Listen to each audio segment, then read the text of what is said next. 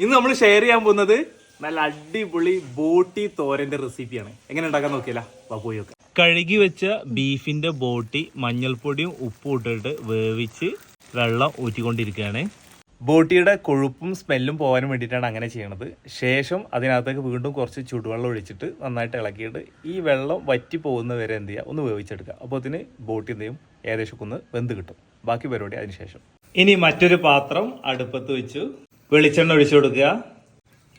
കറിവേപ്പില, 3 വലിയ ഉള്ളി, ചെറിയ ഉള്ളി, കുറച്ച് ഉപ്പിട്ട് കൊടുക്കുക. സവാള ഒന്ന് വാടി വന്നതിന് ശേഷം ഇഞ്ചി ചതച്ചത്, വെളുത്തുള്ളി ചതച്ചത്, പച്ചമുളക്, കൊപ്ര മിക്സിയിലിട്ടിട്ട് നല്ല രീതിയിൽ പൊടിച്ചെടുത്തതാണ്, മഞ്ഞൾപ്പൊടി, പട്ട, ഏലം, ഗ്രാമ്പു, വലിയ ജീരകം എല്ലാം കൂടി മിക്സിയിലിട്ടിട്ട് പൊടിച്ചെടുത്തത്, അത് കുറച്ച് ചേർത്ത് കൊടുക്കുക. നേരത്തെ വേവിച്ച് വെച്ചിട്ടുള്ള ബോട്ടി ഇനി എല്ലാം കൂടി നന്നായിട്ട് കൂട്ടി യോജിപ്പിച്ചെടുക്കുക. കുരുമുളക് പൊടി കുറച്ച് കൂടുതലായിട്ട് ഇട്ട് കൊടുത്തിട്ടുണ്ട്. നേരത്തെ പൊടിച്ച് വെച്ചിട്ടുള്ള മസാലപ്പൊടി ഇത്തിരി കൂടി ലാസ്റ്റ് മുകളിൽ അങ്ങോട്ട് ഇട്ട് കൊടുക്കുക.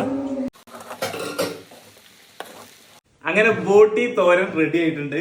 വെള്ളം വറ്റിയിട്ടുള്ള തേങ്ങ, ആ കൊപ്ര നമ്മൾ വറുക്കുക കാര്യങ്ങളൊന്നും ചെയ്തിട്ടില്ല, മിക്സിയിലിട്ടിട്ട് അങ്ങനെ പൊടിച്ചെടുക്കുക ചെയ്തിട്ടുണ്ടായിരുന്നു.